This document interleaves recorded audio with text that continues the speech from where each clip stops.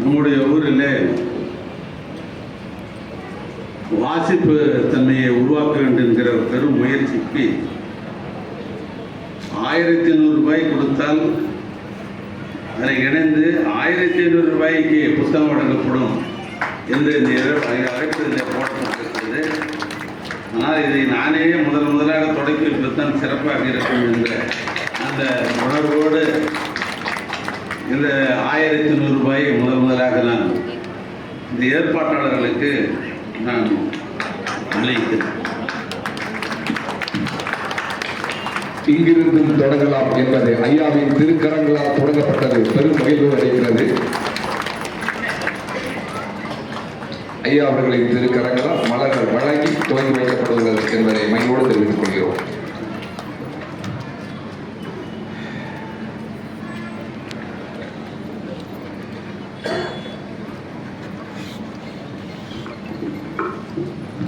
அன்பார்ந்த இங்கிருந்தும் தொடங்கலாம் என்கிற இந்த அற்புதமான தலைப்பிலே அல்லது செயல் வடிவத்திலே தொடங்கப்பட்டிருக்கிற இந்த நல்லதொரு நிகழ்வுக்கு தலைமை பொறுப்பேற்றிருக்கிற மாவட்டத்தினுடைய ஆட்சித்தலைவர் அவருக்கு ஒரு பட்டமே கொடுத்துலாம்னு முடிவு பண்ணியிருக்கிறேன். இன்னைக்கு நம்முடைய மாவட்ட ஆட்சித்தலைவர் இலக்கிய தென்றல் நம்முடைய தற்பகராஜ் ஐஏஎஸ் அவர்களே நிகழ்ச்சியில சிறப்பு விருந்தினராக கலந்து கொண்டு நிறைவாக உரையளித்திருக்கிற தமிழ்நாடு சட்டப்பேரவையினுடைய துணைத் தலைவர் மாண்புமிகு கு பிச்சாண்டி அவர்களே, நிகழ்ச்சியிலே கலந்து கொண்டு சிறப்புரையாக வந்திருக்கிற திரைக்கலைஞர் அன்பிற்குரிய சகோதரர் சிவக்குமார் அவர்களே, இந்த நிகழ்விலே நான் கலந்து கொள்வதற்கு பாலமாக இருந்து பணியாற்றி இருக்கிற எனது அருமை தம்பி பாபா செல்லதுரை அவர்களே, கலந்து கொண்டு சிறப்பித்துக் கொண்டிருக்கிற மாவட்ட வருவாய் அலுவலர் ராம் பிரதீபன் அவர்களே, பப்பாசியினுடைய பொதுச் செயலாளர் முருகன் அவர்களே, சட்டப்பேரவை உறுப்பினர் தம்பி மூப்பை கிரி அவர்களே, திட்ட இயக்குனர் மணி அவர்களே, திருவண்ணாமலை மாநகராட்சியுடைய ஆணையாளர் காந்திராஜ் அவர்களே, நிறைவாக நன்றி சொல்ல இருக்கிற மாவட்ட நூலக அலுவலர்களே, இந்த வாசிப்பு இருப்பதில் நெடுங்காலமாக பயணித்துக் கொண்டிருக்கிற எனது அருமை தம்பி எஸ்கேபி கருணா அவர்களே, சகோதரர் ஸ்ரீதர் அவர்களே, நண்பர் பன்னீர் அவர்களே, கார்த்திக் வேல்மாறன் அவர்களே, பிரியா விஜயநகர் அவர்களே,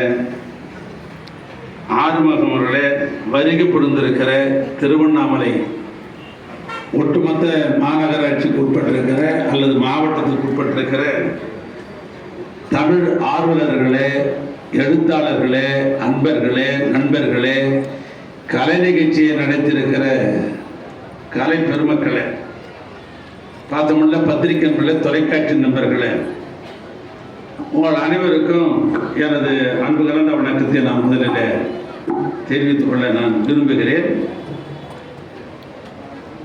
பொதுவாக ஒரு இனத்தினுடைய அடையாளங்கள் ஆற்றங்கரையில் தான் ஆரம்பிக்கிறது. சிலருடைய பண்பாட்டினுடைய வெளிப்பாடு கூட ஆற்றங்கரையில் தான் ஆரம்பிக்கிறது.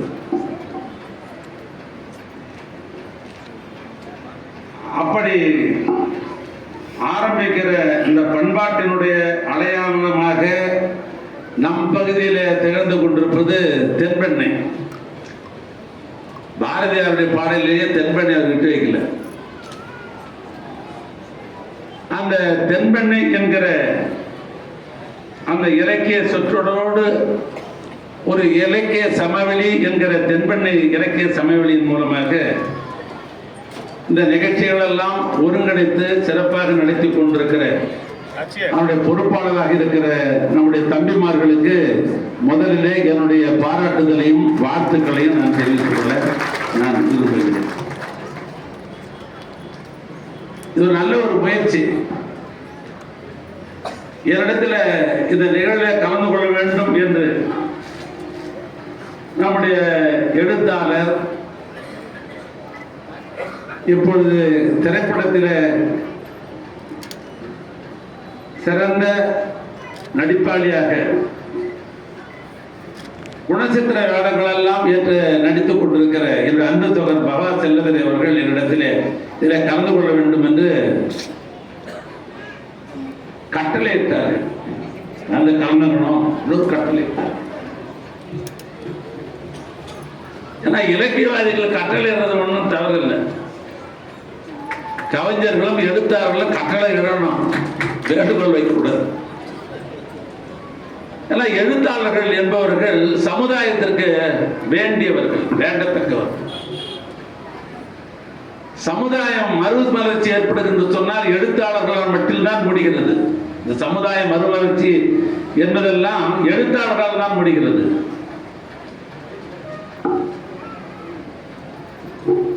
அது இலக்கியமாக இருக்கட்டும், அரசியலாக இருக்கட்டும். சில இலக்கியத்திலே எழுதி மக்களை பண்படுத்துவார்கள், எழுச்சி உருவாக்குவார்கள். சில இலக்கியவாதிகள் அரசியலில் தன்னை பிணைத்துக் கொண்டு அரசியல் ஒரு எழுச்சி உருவாக்குவாங்க. அண்ணாவும் கலைஞர் என்ற இரண்டு பெருமக்கள் என்று சொன்னால் அரசியல் பெரிய எழுச்சியை ஏற்பட்டிருக்காரு. எனக்கு தெரியும், அரசியல் எத்தனையோ அரசியல் இருக்கு. எத்தனை பேர் எழுத்தாளர்களாக இருந்திருக்கிறார்கள், எத்தனை பேர் இலக்கியவாதியாக இருந்திருக்கிறார்கள். நாடு சுதந்திரம் அடைவதற்கு முன்னாலும் சரி, நாடு சுதந்திரம் அடைந்த பின்பும் சரி, நான் சொல்றேன், எழுத்தாளராக இருப்பது, இலக்கியவாதியாக இருப்பது என்பது அரசியல ரொம்ப சொற்பம் தான். ஆனா அப்படிப்பட்ட பணிகளில் அண்ணாவும் கலைஞரும் ஈடுபட்டார். எங்களுக்கெல்லாம் வாசிக்கிற அந்த தன்மை வந்தது எப்படி? எங்க அப்பா வாதியா? எங்க அப்பா என்ன பெரிய எழுத்தாளரா? இல்ல எங்க அப்பா எனக்கு இலக்கியவாதியா? இல்ல, நாங்கெல்லாம் ஒரு படிப்பதற்கிற அந்த தன்மையை அல்லது அந்த படிக்கக்கூடிய ஆர்வத்தை எங்களுக்கு நாங்களா ஏற்படுத்திக் கொண்டோம். சுயம் என்று கூட நான் சொல்ல விரும்பவில்லை.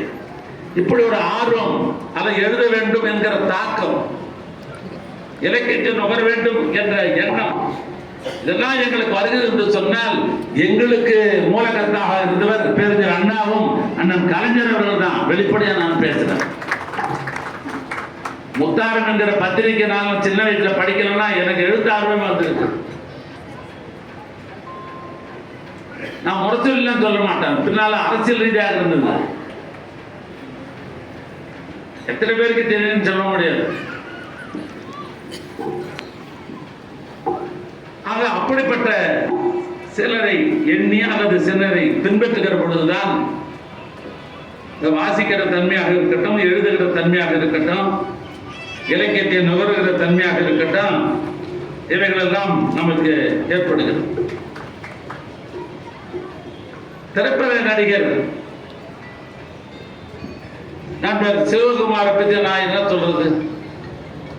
கொல்லந்தேர்ல ஊறி அது கதையாயிடும். உடனே சொல்லலாம், அவர் திரைப்பட நடிகராக ஆவதற்கு முன்னாலே இந்த ஆன்மீக திருமணா இருக்கிற திருவண்ணாமலைக்கு வந்து போனவர்களே அவர் ஒருத்தர். எத்தனை பேருக்கு அடையாளம் தெரியும்?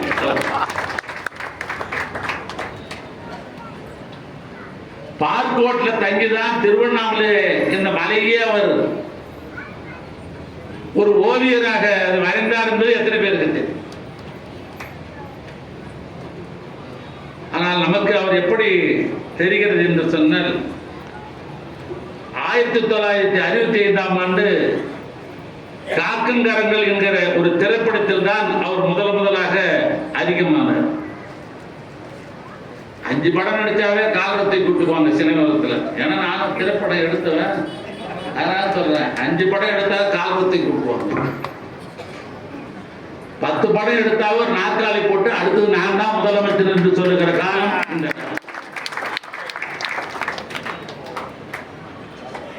இப்படிப்பட்ட காலத்தில் நம்முடைய சிவகுமார் அவர்கள் 190 படங்களை வரைந்தவரும் அவர், நடித்தவரும் அவர். இவருக்கு இன்னொரு பெயர் உண்டு, நான் ஏற்றுக்கொள்வதில்லை, ஆனால் அப்படி இருக்கிறது.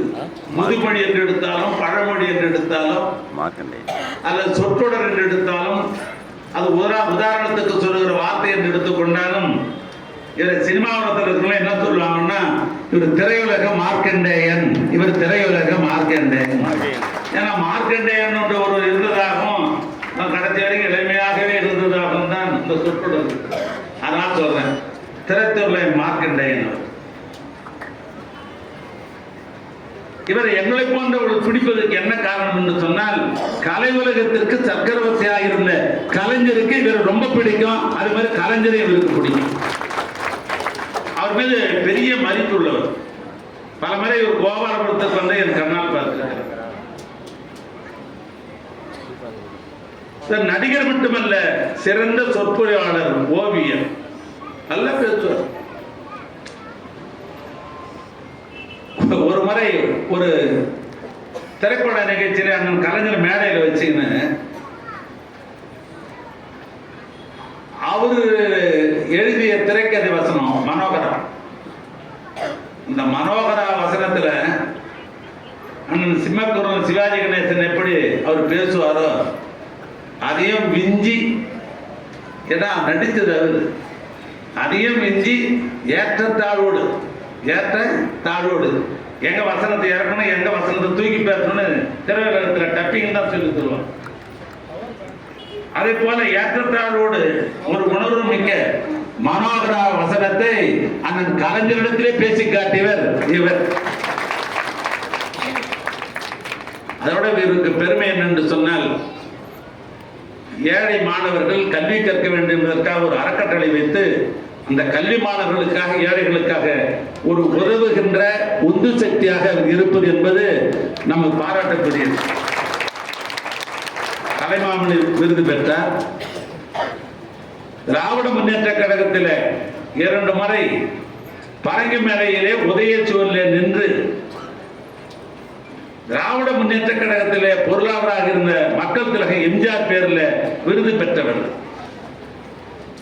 வேற ரொம்ப பேர் பிடிக்கணுன்றது காரணம், இது ஆன்மீக மண். இந்த மண் இலக்கியவாதிகள் இருந்தாலும், எழுத்தாளர்கள் இருந்தாலும், பெரும்பான்மையாக திருவண்ணாமலை நோக்கி வருகிற கூட்டம், திருவண்ணாமலை நோக்கி வருபவர்கள் எல்லாம் ஆன்மீகத்துக்காக தான் வராங்க. பாபாசார இலக்கியம் பேசுறாரு, வேறு இலக்கியம் பேசுறாருன்றதுக்காக எங்களுக்காக வராங்க.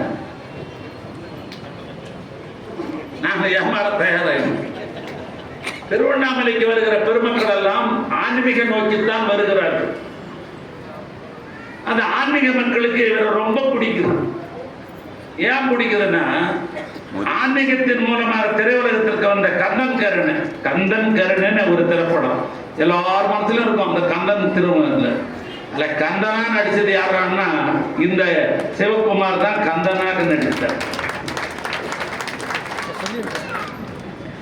அதை போன்று திருமல தெய்வம், அருணோதயம், பொண்ணு மாப்பிள்ளை,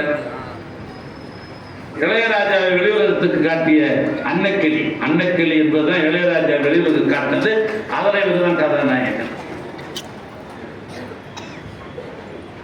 ரோசா பிள்ளைக்காரி, வண்டி சக்கரம், ராசமலர்கள், கல்வி. எனக்கு பிடிச்சது என்ன படம் தெரியுமா? சிந்து பைரவி என்கிற ஒரு அற்புதமான ஒரு படம் எனக்கு பிடிச்சது. கர்நாடக மியூசிக்ல அது சீர்காழி கோதராஜன் தான், டிஎம் சௌந்தரராஜன் சொல்ல முடியாது. கர்நாடக மியூசிக் என்ன மதுரை சோமம் சொல்லணும். மதுரை சோமம்னா பல பேருக்கு தெரியாது. அவரை இப்படி அறிமுகப்படுத்துறேன். இந்த மருதமலை மாமணிய வேலையான ஒரு பாடினா இருப்பார், என் பேரு இணைச்சி, அந்த மதுரை சோமன் நான் சொல்றேன். கர்நாடக மியூசிக்ல கர்நாடக இசை மேடையிலே பாடுகிற பாடகர்கள் இருக்கிறாங்களே, அவருடைய அபிநயம், ஆங்கிலத்தில் பாடி லாங்குவேஜ், இந்த லைட் மியூசிக்ல பாடுறவங்க நின்றுட்டு பாட்டு போயிடுவாங்க. ஆனா கர்நாடக மியூசிக்கில் பாடுகிற பாடல்கள் உட்கார்ந்து பாடுகிற பொழுது ஆலாபரணம் பண்ணுவாங்க. அதான் சோம சொன்னேன், ஆலாபரணம் பண்ணுவாங்க. அதுதான் அந்த மருதமலையை சொன்னேன். இந்த ஆலாபரணை என்று பண்ணுவதில் வாயால் தான் ஆலாபரணம் பண்றாங்கன்னு சொன்னாக்க அவங்க கை உடல் அந்த பாடியில அவங்க இருப்பாரு. எல்லாரும் பண்ண முடியாது. ஆனா ஒரிஜினலா கர்நாடக இசை தெரிஞ்சதும் அப்படி பண்ணுவாங்க ஆலாபரணம் பண்ணும்போது. சின்னமலையில வெறும் கர்நாடக தேசிய முறையா கற்றதில்லை சிவகுமார்.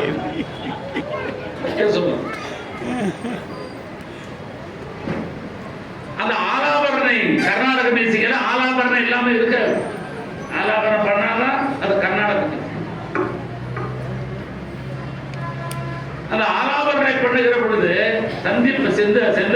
சிந்து பயிரில் அதனால ஒரிஜினலாவே இவரே கத்துக்கணும் வந்த மாதிரி அவருடைய உடல் லாங்குவேஜ் பண்ணாங்க.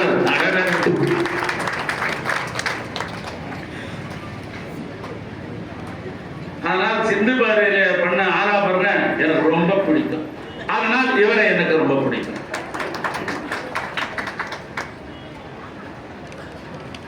அப்படிப்பட்டவர் எங்கள் ஊருக்கு பழையவராக இருந்தாலும் இன்றைக்கு புதிய முகத்தோடு எங்கள் ஊருக்கு வந்திருக்கிறதற்காக அவருக்கு நான் இந்த தொகுதியினுடைய மக்கள் பிரதி என்கிற காரணத்தினால் அவருக்கு பாராட்டுதலையும் நன்றியும் இந்த நேரத்தில் நான் தெரிவித்துக் கொள்ள நான் விரும்புகிறேன்.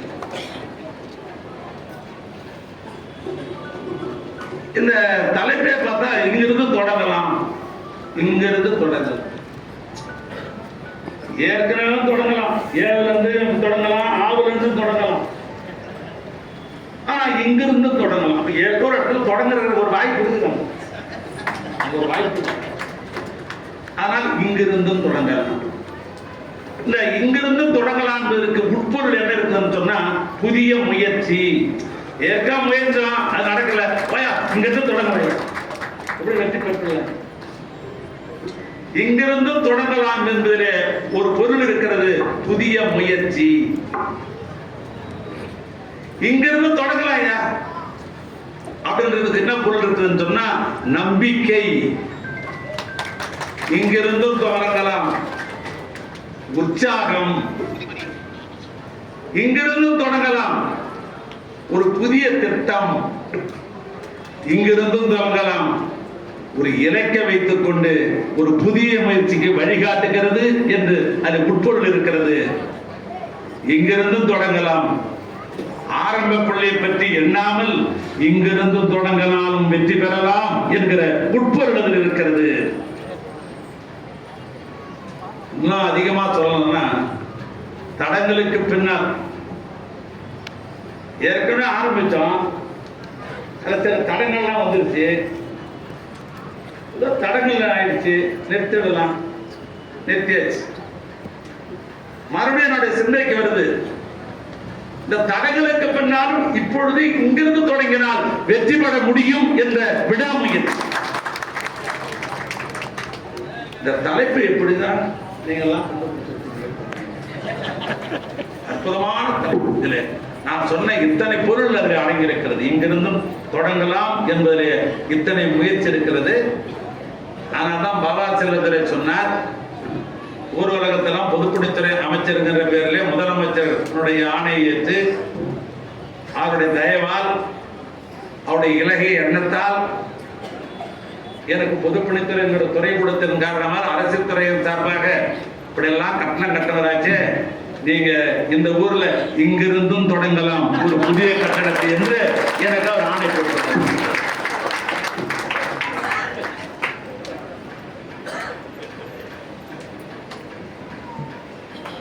இது புத்தக திருவிழா. இந்த புத்தக திருவிழாவிலே தான் இப்படி ஒரு சிறப்பான ஒரு ஏற்பாடு நிகழ்ச்சியை தென்பெண்ணை இலக்கிய சமவெளி ஏற்பாடு செய்திருக்கிறது. அதற்கு என்னுடைய அன்பு சகோதரர் பாபா செல்வதுரை அவர்கள் சிறப்பாக ஏற்பாடு செய்திருக்கிறார். எனக்கு பாபா செல்வதுரையை பார்க்கிற பொழுது என்னையே அறியாமல் நமக்கு நமக்கு வயது சின்னதுன்னு தான் நம்ம சின்ன வயசுல தான் நினைச்சுன்னு இருந்தோம். பவா செல்லதுரை பார்க்கிற போது ஏதோ நமக்கு அதிகமா வயசு ஆயிடுச்சோ அப்படி ஒரு மனசுல ஒரு கேள்விக்குறி எழுதிடு. நான் பவா செல்லத்துறையும் கருப்பு கருணாவையும் சின்ன வயதிலே நான் பார்த்தவன். அப்பெல்லாம் இந்த கலர் நோட்டீஸ் எல்லாம் இல்லாத, இந்த முத்துவனார் கோயில் சொல்லுவோம், பீட்டர்ஸ் ரோடுன்னு சொல்லுவோம். அங்க ஒரு மரமண்டி இருந்தது. அந்த மரமண்டியில் தான் 2 இளைஞர்கள் சொன்னா வயசாயிடும் மாணவர்கள். இவங்களை நான் பார்த்தது மாணவர் பருவம். கருப்பு கருணான்னா அவங்களாம் தெரியும். கருப்பு கருணான்னு குண்டா இருப்பார். பிற்காலத்தை எப்படிதான் தெரியாது. 2 பேரும் ரொம்ப உட்டன்றார். காலமேக புலவரை போல 2 பேரும் எப்ப ஒன்னா தான் சித்தின்னு இருப்பாங்க. நம்முடைய பவா செல்லத்துறையும் அவங்களும். அப்ப சின்ன சின்ன கவிதை எழுதுவாங்க. நம்ம கீதா அச்சகன் ஒரு செட்டியார் அச்சகம் வச்சிருக்காரு. அங்கதான் போய் இவங்க பிரிண்ட் பண்ணுவாங்க. ஏன்னா அவதான் சீப்பா அடிச்சு கொடுப்பாரு. A5 சைஸ், இதுதான் A5 சைஸ். இது மாதிரி A5 சைஸ்ல ஒரே கலர்ல, அது மஞ்சள் கலரா இருக்கும், சிவப்பு கலரா இருக்கும், பச்சை கலரா இருக்கும். அது மாதிரி கலர்ல தேடி கண்டுபிடிச்சு படிக்கிற அளவுக்கு இந்த கம்போஸ் பண்ணியிருப்பாங்க. இந்த பாண்டு அவ்வளவுதான் இருக்கும். அதுல இந்த சமுதாயத்துக்கு வேண்டியவர்களை கவிதையாக எழுதி வந்தவங்க. நான் என்ன பெரிய நக்கரை போற, பெரிய புலவனை போற, என்கிட்ட கொடுத்து படிச்சு பாருங்க நல்லா இருக்குதானே எனக்கு கேட்பாங்க. அப்பயே நினைச்சேன் நம்ம போல 2 அறிவாளி உருவாகி கொண்டிருக்கிறார்கள் அப்படின்னு நான் நினைச்ச காலம் உண்டு. பிரகாஷ் பார்த்துருக்கிறாங்க. பவா செல்வது வரைக்கும் அமைச்சருக்கு இவ்வளவு பெரிய தொடர்பு இருக்கிறாங்க. கர்நாடக யோசிப்பாரோ பவா செல்வ திறப்பு தான் நம்ம கிட்ட இருக்கிறான், ஏற்கனவே அவர்கிட்ட இருந்துடாது அப்படின்னு நினைப்பாரு.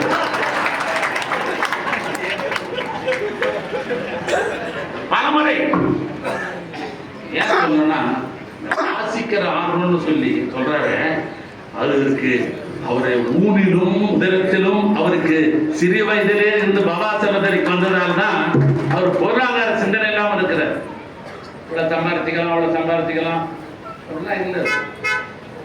எதையாவது இலக்கியம் அல்லது எழுத்து வாசிப்பு என்று பிறருக்கு பயன்படுவதிலேயே தன்னை ஈடுபடுத்திக் கொண்டிருக்கிறார். ஏன் வாசிப்பை பற்றி நம்ம திரும்ப திரும்ப நாம் பேசிக் கொண்டிருக்கிறோம்? வாசிப்பு இருந்தால்தான் அறிவு வளர்ச்சி ஏற்படும். வாசிப்பு எல்லாம் எப்படி அறிவு வளர்ச்சி ஏற்படும்?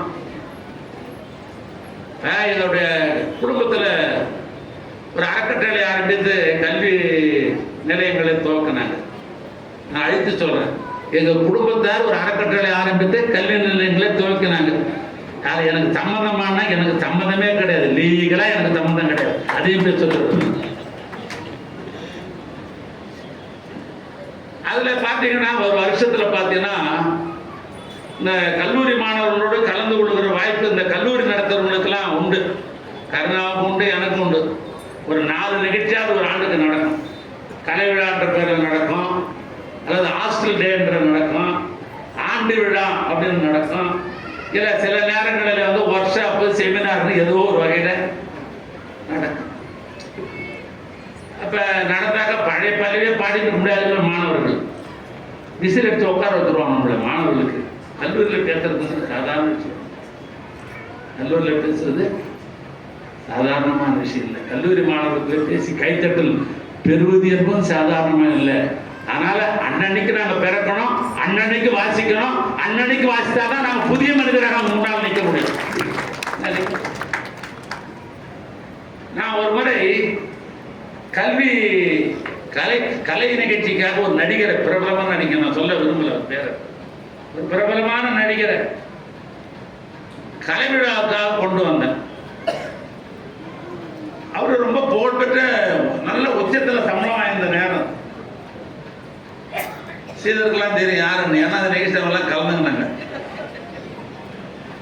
நான் யோசிச்சேன்,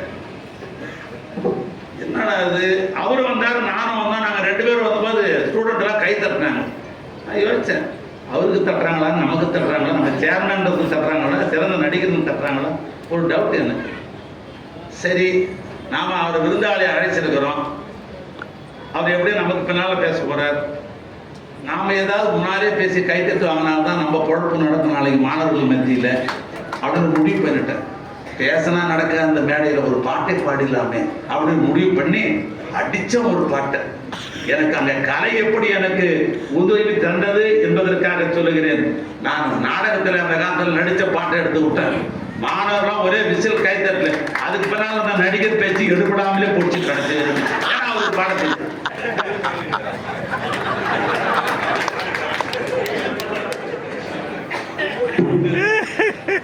மொச்சக்கொட்டை கடலை சுண்ட வச்சுக்கிட்டு தின்னாதாலே பிச்சுக்கிட்டு போகுது ஐயா கடவுள, சேரங்கு பிச்சுக்கிட்டு போகுது ஐயா கடவுள, காயாத பாலை கொஞ்சம் காப்பி போட்டு குடிச்சதாலே கையெல்லாம் பிக்குது ஐயா கடவுள, சேரங்கு கையெல்லாம் பிக்குது ஐயா கடவுள்னு அடிச்சேன் இடத்தோட.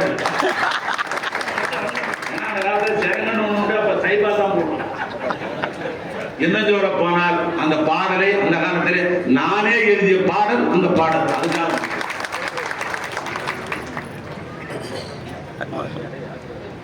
வாசிப்பு என்பது நம்மை விரிவுபடுத்திக்கணும். என்ன வாசிக்கலாம் விரிவுபடுத்திக்க முடியாது. மேடையாக இருக்கட்டும், கல்லூரி நிகழ்ச்சியாக இருக்கட்டும், அரசியலாக இருக்கட்டும். நாங்கெல்லாம் அரசியல் இருக்கிறோம். நானும் பிச்சாண்டி, மூப்பேகிரி, நான்லாம் மேடையில் அரசியலாக இருக்கேன். நாங்க அன்னன்னைக்கு வாசிக்கிறோம்னு வச்சுக்க, எங்க ஆளுங்க நாங்க தினம் மேடையாராம கை தட்ட மாட்டோம். கை தட்டலாம் பேச்சு வராது. ஆனால் வாசிப்பு என்பது அறிவினுடைய வளர்ச்சி. வாசிப்பு என்பது மொழியினுடைய மொழித்திறனுடைய மேம்பாடு. வாசிப்பு என்பது சிந்தனையின் திறன் மேம்பாடு. வாசிப்பு என்பது ஞாபக சக்தியினுடைய மேம்பாடு. அதுக்கு ஒரே ஒரு உதாரணம் சொல்றேன். கடைசி வரைக்கும் 95 வரைக்கும் கலைஞர் நினைவாற்றலோடு இருந்தார் என்று சொன்னால் தினமும் வாசித்துக் கொண்டிருக்க தமிழ்நாட்டில் நான் எப்ப பார்த்தாலும் ஒரு புத்தகத்தை வச்சு வாசிக்கொண்டே அந்த நினைவாற்றலுக்கு அது ஒரு காரணம். ஆக வாசிப்பவர்களுக்கு நினைவாற்றல் அதிகமாக இருக்கும். அதை போன்று வாசிப்பதற்கு தகவல் இன்றைக்கு இருக்கிற வாசிக்கல் என்று சொன்னால் தகவல் திறன் மேம்படுத்த முடியாது. வாசிக்கிற தன்மை என்று சொன்னால் நமக்கு சமூக உணர்வே வராது. வாசிக்கிற தன்மை இருந்தால்தான் சமூக உணர்வு வரும். வாசிக்கலாம் எப்படி சமூக உணர்வு வரும் நமக்கெல்லாம்? ஆக வாசிக்கிற தன்மை இருந்தால்தான் உலக அறிவியை நாம் பெற முடியும். உலக அறிவியை பெற முடியும். அதனால்தான் அண்ணா சொன்னார், கத்தியை தீட்டாதே தம்பி புத்தியை தீட்டுறான்னு. கத்தியை தீட்டாதே தம்பி புத்தியை தீட்டுனார். ஒருபடி அண்ணன் கலைஞர் சொன்னார், புத்தக வாசிப்பு என்பது நல்ல முதலீடுன்னார். இல்லைன்னா டெபாசிட் பண்றீங்கன்னு அர்த்தம். வீட்டுல வச்சுக்கிற பணம்லாம் இருக்காது. இன்கம் டேக்ஸ் வந்து குறிப்பிட்ட நேரம் தூக்கிட்டு போயிடுவோம். ஒரிஜினல் முதலீடு எது தெரியுமா? நம்ம வாசிக்கிறோம் பார், அதுதான் ஒரிஜினல் முதலீடு. அதுதான் கலைஞர் சொன்னார், வாசிப்பு என்பது ஒரு பெரிய முதலீடு. ஆனால் திருவண்ணாமலை இதை கலந்து கொண்டிருக்கிற ஆண்டோர் பெருமக்கள், சான்றோர் பெருமக்கள், பல எழுத்தாளர் முகங்கள்லாம் எனக்கு தெரிகிறது. எல்லா பேரையும் சொல்ல முடியலன்ற வருத்தம் தான் ஒரு பக்கம். ஆனால் அந்த எழுத்தாளர் பெருமக்களுக்கும் அத்தனை பேருக்கும் நான் தெரிவித்துக் கொள்ள விரும்புவது, வாசிப்பு என்பது நம்மோடு விடக்கூடாது. ஆனால் அனைவரும் வாசிக்க வேண்டும். திருவண்ணாமலை இருக்கிற அத்தனை பேரும் வாசிப்பாளராக இருக்க வேண்டும் என்ற முயற்சியில் தான் 1000 பேரை நாங்கள் இதில் வாசிப்பாளராக இணைக்கிறோம் என்கிற பெரும் முயற்சி எடுத்திருக்கிற நம்முடைய தென்பெண்ணை இலக்கிய சமவெளி அதனுடைய ஒருங்கிணைப்பாளருக்கும், குறிப்பாக எழுத்தாளர் என்னுடைய அருமை சகோதரர் பாபா செல்லதுரைக்கும் என்னுடைய நல்வாழ்த்துக்களையும் முயற்சிக்காக நன்றியும் சொல்லி உரையை நான் நிறைவு செய்கிறேன். நன்றி, வணக்கம்.